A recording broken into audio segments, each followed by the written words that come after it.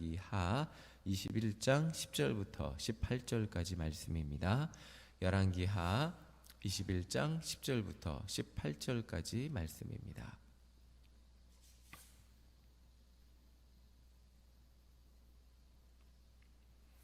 열왕기하 21장 10절부터 18절까지 말씀 함께 읽겠습니다. 여호와께서 그의 종 모든 선지자들을 통하여 말씀하여 이르시되 유다 왕 므낫세가 이 가증한 일과 악을 행함이 그 전에 있던 아모리 사람들의 행위보다 더욱 심하였고 또 그들의 우상으로 유다를 범죄하게 하였도다. 그러므로 이스라엘의 하나님 여호와가 말하노니 내가 이제 예루살렘과 유다의 재앙을 내리리니 듣는 자마다 두 귀가 울리리라. 내가 사마리아를 잰 줄과 아합의 집을 달인 보던 줄을 예루살렘에 베풀고 또 사람이 그릇을 씻어 엎음같이 예루살렘을 씻어 버릴지라. 내가 나의 기업에서 남은 자들을 버려 그들의 원수의 손에 넘긴즉 그들이 모든 원수에게 노략거리와 겁탈거리가 되리니 이는 애굽에서 나온 그의 조상 때부터 오늘까지 내가 보기에 악을 행하여 나의 진노를 일으켰음이니라 하셨더라. 므낫세가 유다에게 범죄하게 하여 여호와께서 보시기에 악을 행한 것 외에도 또 무죄한 자의 피를 심히 많이 흘려 예루살렘 이 끝에서 저 끝까지 가득하게 하였더라. 므낫세의 남은 사적과 그가 행한 모든 일과 범한 죄는 유다 왕 역대 지략에 기록되지 아니하였느냐. 므낫세가 그의 조상들과 함께 잠에 그의 궁궐 동산 곧 우사의 동산에 장사되고 그의 아들 아몬이 대신하여 왕이 되니라. 아멘. 자, 어제 새벽 말씀을 통해서 믿음의 계보가 이어지는 것이 얼마나 중요한 일인지 함께 살펴보았습니다. 그런데 므낫세와 같이 믿음의 계보가 이어지지 않는 것 같이 보이고 하나님을 멀리하고 세상의 것을 따라서 우상 숭배만 하고 산다고 해도 거기에도 희망이 있다는 것을 오늘 말씀을 통해 알 수가 있습니다.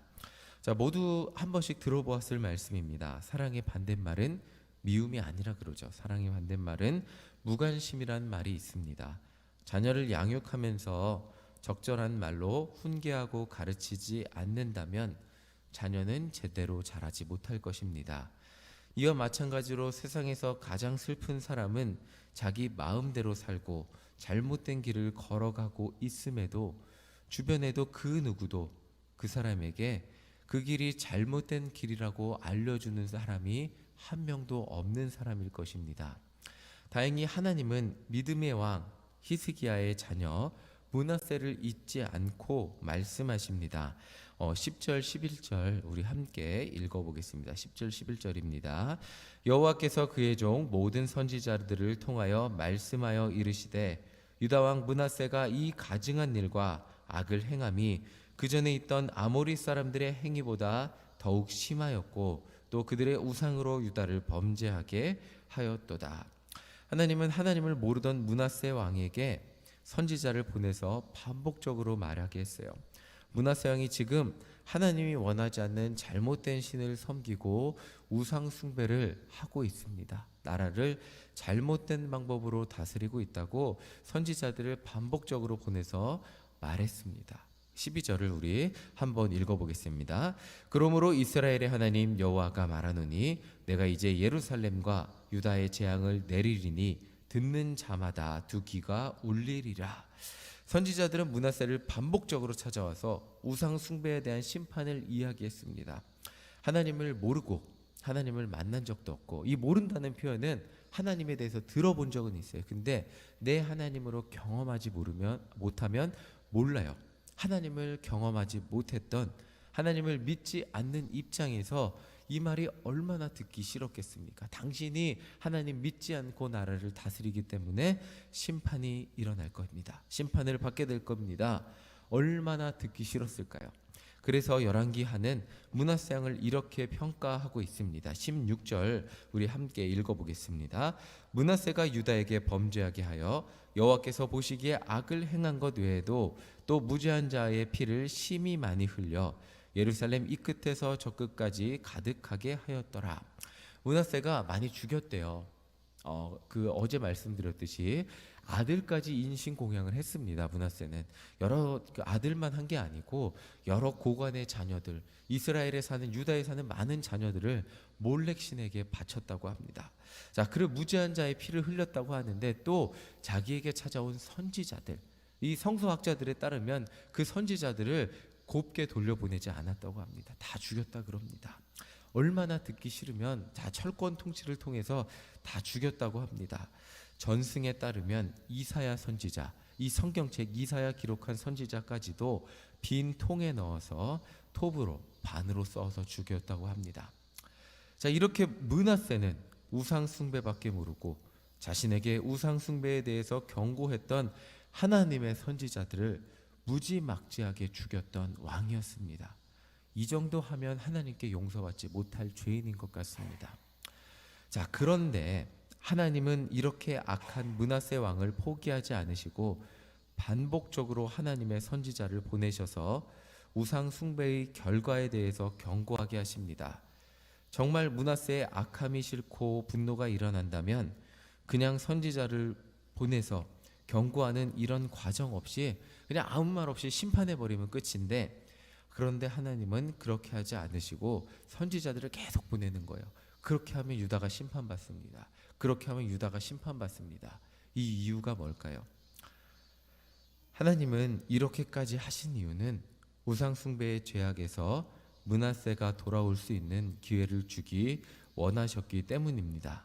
정말 악하고 하나님도 모르고 우상을 정말 열심히 믿었던 왕이었지만 하나님은 그 왕도 포기하지 않으시고 반복적으로 선지자들을 보내서 돌아오라고 말씀하셨던 것입니다.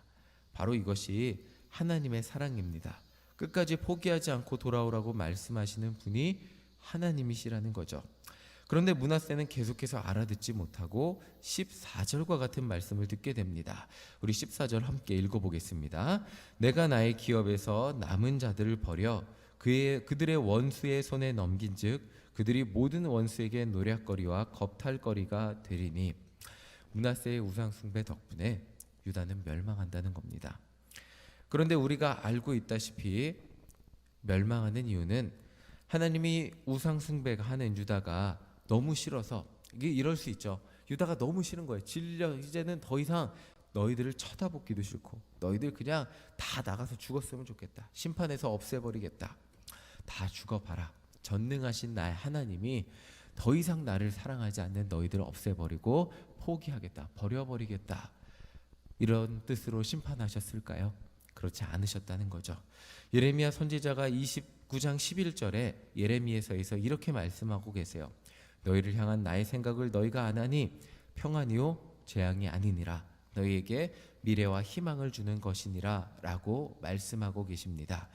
심판, 멸망의 과정까지도 하나님의 백성으로 온전히 세우시려는 과정으로 이용하신 것이 하나님의 사랑입니다. 그러니까 정리해서 말씀드리면 하나님을 모르던 므낫세 왕은 우상만 열심히 섬기고 이방인들보다 우상을 더 열심히 섬겼다고 말하고 있어요. 자신을 찾아온 선지자들을 죽이고 톱으로 썰어서 박해했지만 하나님은 그런 므낫세도 끝까지 포기하지 않으시고 돌아오라고 하셨다는 거예요. 그 이유는 그렇게 말 안 듣는 므낫세조차도 포기하지 않고 사랑하셨기 때문입니다. 여기에 핵심이 있습니다. 그렇게 말 안 듣는 므낫세조차도 포기하지 않고 사랑하셨다는 거예요. 제가 유초등부 어린이들에게 가르치는, 반복해서 가르치는 것이 있습니다. 너희들이 잘못하면 하나님이 사랑할까 사랑하지 않을까? 아이들 쭈뼛쭈뼛하고 대답하지 못하죠. 아이들은 이미 조건부 사랑에 적응이 돼 있어요. 너희들 말 안 들으면 엄마가 사랑해 안 사랑해? 그러면 쭈뼛쭈뼛합니다. 화는 내지만 사랑해요. 그러면 말 안 들으면 엄마가 밥을 해줄까 안 해줄까? 말 안 들으면 어머니가 밥을 해줄까요 안 해줄까요? 여러분들 답을 알고 계시죠? 화는 내지만 밥은 해주잖아요. 그게 사랑하는 거잖아요. 자, 아이들에게 반복적으로 이야기합니다. 하나님은 너희들이 무슨 짓을 해도 무슨 행동을 해도 너희들을 사랑하셔. 다만 너희들이 나쁜 짓을 하면 가슴 아파하시고 때로는 혼을 내면서 착한 사람으로 자라기를 원하고 계셔. 그 아이들에게 제가 가르치면서 평생 그 마음에 품기 원하는 것은 내가 어떻게 살아도 어떤 사람이 돼도 하나님은 나를 사랑하신다. 그런데 하나님은 나를 바른 사람으로 살아가기를 원하고 계시고 돌아오기를 원하고 계신다라는 그 마음을 죽을 때까지 품기를 어린 시절에 가르쳐서 그걸 품기를 원하고 가르치고 있는 거예요. 자, 성경에서 반복해서 이야기하는 것은 므낫세 같은 죄인까지도 하나님은 미워해서 죽어버리길 원하지 않으시고 그 같은 죄인도 사랑하신다는 거예요. 열왕기하에는 나와 있지 않지만 역대하를 보면 이렇게 우상밖에 모르고 열심히 우상만 섬기던 므낫세에게 변화가 일어나요. 정말 기적적인 일이에요. 아수르 군대가 유다를 침공해왔고 므낫세는 바벨론으로 끌려가게 되었어요. 이 중요한 말씀 한번 찾아보겠습니다. 역대하 33장 12절 13절인데 한번 찾아보겠습니다. 역대하 33장 12절 13절 우리 함께 읽어보도록 하겠습니다.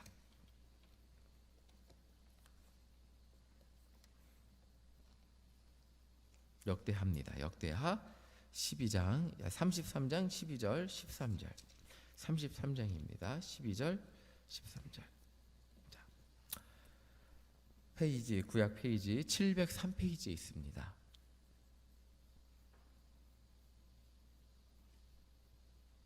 역대하 33장 12절 13절. 정말 이 대책 없는 므낫세 왕, 어떻게 이렇게 하나님 말씀 안 들을까 싶은 므낫세 왕이 변하는 장면입니다. 12절 13절 우리 한 목소리로 읽어보겠습니다. 그가 환난을 당하여 그의 하나님 여호와께 간구하고 그의 조상들의 하나님 앞에 크게 겸손하여 기도하였으므로 하나님이 그의 기도를 받으시며 그의 간구를 들으시사 그가 예루살렘에 돌아와서 다시 왕위에 앉게 하심에 므낫세가 그제서야 여호와께서 하나님이신 줄 알았더라. 하나님은 므낫세를 사랑하셔서 아수르를 통해 환란을 주셨어요. 아수르에 잡혀간 거죠. 그리고 환란을 당한 므낫세는 드디어 하나님 앞에 겸손해졌다는 거예요. 야, 내가 좋은 거 다 믿어본 거예요. 좋다는 거. 이방신들 주변에 바알과 아세라도 믿어보고 아수르의 일월 성신도 믿어보고 몰렉신에게 자녀도 바쳐보고 다 해봤어요. 하나님 빼고 다 믿어봤어요. 나는 아버지처럼 살지 않을 거야. 아버지가 열심히 믿던 하나님 빼고 다 믿어봤어요. 근데 결과가 뭐죠? 결과는 아수르에게 잡혀가는 거였어요. 그러니까 내가 믿었던 이방신들 그렇게 열심히 믿었는데 나 하나 지켜주지 못하나 그제서야 아버지가 믿었던 하나님이 떠오르게 됩니다. 그제서야 하나님을 바라보게 된 거예요. 크게 겸손하여 기도하였으므로 하나님이 그의 기도를 받으시고 그의 간구를 들으시사 다시 돌아와서 왕이 되게 하셨다는 거예요. 근데 13절 끝에 보시면 정말 중요한 말이 있어요. 그제서야 여호와께서 하나님이신 줄 므낫세가 안 거예요. 내가 지금까지 여러 신들 이방신들 믿고 우상들 다 섬겨봤는데 나 하나 지켜주지 못했는데 내 아버지의 하나님 앞에 기도했더니 다시 돌아와서 왕이 되었다. 그러니까 므낫세가 이렇게 고백해요. 그제서야 여호와께서 하나님이신 줄 알았더라. 아버지의 하나님이 나의 하나님이 되었더라 라고 고백하고 있습니다. 자, 바로 이것이 우리들이 누릴 수 있는 가장 큰 은혜와 축복입니다. 제가 비록 모태신앙으로 자라고 신학을 전공하고 교회에서 사역을 했어도 구원의 확신은 있었지만 여호와께서 전능하신 하나님이고 오늘도 살아계셔서 저의 삶을 주관하시는 분이라는 것을 미국 가기 전까지는 온전히 믿지 못했습니다. 네, 뭐 열심히 살면 되지 이렇게 생각하고 살았습니다. 근데 미국 가서 어려움을 겪으면서 제가 아무리 열심히 살아도 때때로 찾아오는 절벽 앞에서 기도할 수밖에 없었습니다. 제가 아무리 제 노력으로 열심히 살아도 절벽은 찾아올 수밖에 없었습니다. 제가 아무리 미국의 규정을 맞춰서 비자를 신청해도 비자는 연장되지 않고 불법 체류의 기로에 서게 되었습니다. 그때 하나님 앞에 매달리게 되었어요. 잠이 오지 않고 잠은 1시간 자면 깨갖고 한숨 쉬고 답답할 때 그때 기도하게 되었어요. 그럴 때 제가 만나게 된 것은 하나님이었어요. 정말로 하나님은 살아계시고 제가 절벽에서 기도할 때 저의 삶을 주관하셔서 모든 것을 인도하시고 해결하시는 분은 하나님 한 분밖에 없다는 것을 깨닫고 고백하게 되었습니다. 하나님은 저를 사랑하셔서 미국이라는 광야에서 살아계신 하나님을 만나게 하셨습니다. 오늘 우리의 인생 가운데 이런 은혜가 있기를 소망합니다. 특별히 우리 자녀들 가운데 이런 은혜가 있기를 소망합니다. 자, 이렇게 말씀드리면 누구나 고난과 어려움을 원하는 사람은 없을 거예요. 목사님, 고난을 통해서 저보고 좀 하나님 만나보라고요? 저는 고난 없이 하나님 만나고 싶습니다. 특별히 우리 자녀들 고난을 통해서 하나님 만나라고요? 우리 자녀들, 나는 힘들게 살았어도 우리 자녀들은 힘들게 안 살았으면 좋겠어요. 좀 행복하고 편안하게 살았으면 좋겠어요 라고 말씀하실 수 있습니다. 그러나 때때로 인생이 조금 어렵고 힘들어도 인생의 절벽 앞에 선 순간이 찾아와도 그 순간을 통해서 정말 우리도 그렇고 우리의 자녀도 그렇고 그 순간에 하나님 앞에 간절히 의지하고 그 순간만큼 하나님을 붙잡고 기도하게 되는 순간은 없다는 거예요. 자, 야곱을 생각해 보면 하나님을 간절히 바라본 순간이 언제입니까? 하나님을 평생 만나지 못해서 형의 가족을 파탄시키고 빈손으로 도망간 그 순간에 하나님 만났습니다. 그리고 돌아와서 에서 형이 나를 죽일 것 같은 두려움에 휩싸여서 밤에 잠이 오지 않을 때 하나님과 밤새 씨름했습니다. 그 순간을 통하여 살아계신 하나님을 만나게 되었다는 거예요. 우리에게 그 순간이 찾아온다면 더욱더 하나님을 깊이 만나게 될 것입니다. 우리의 자녀들 그 누구보다 행복하고 편안하게 살기를 바라고 기도하시겠지만 때때로 우리 자녀들에게 축복의 순간이 있다면 인생이 조금 잘 안 될 때, 일시적으로 힘이 드는 순간이 찾아올 때 그 순간 하나님 앞에 자녀들이 엎드려 기도하게 된다면 그 순간만큼 축복의 시간이 없을 거라는 겁니다. 만약 그 순간을 통하여 살아계신 하나님, 여러분들이 만난 그 하나님이 자녀들의 하나님으로 고백이 된다면, 자녀들이 직접 하나님 만나게 된다면 우리의 자녀들의 인생은 더할 수 없는 복으로 채워지는 인생이 될 거라는 것입니다. 믿음의 가정에서 태어났지만 정말 대책 없이 우상 숭배만 했던 문제야 므낫세도 변했습니다. 오늘 하루도 기도함으로 포기하지 않으시기를 간절히 소망합니다.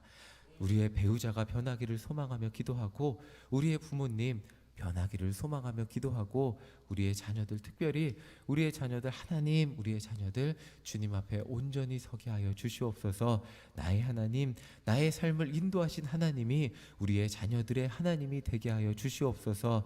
그 하나님으로 우리의 자녀들을 찾아가셔서 우리의 자녀들 인생 가운데 간절히 기도할 때 하나님 만나주시고 정말 우리의 자녀들도 하나님 없이는 살 수 없다는 것을 고백하며 살아가는 자녀들 되게 하여 주시옵소서.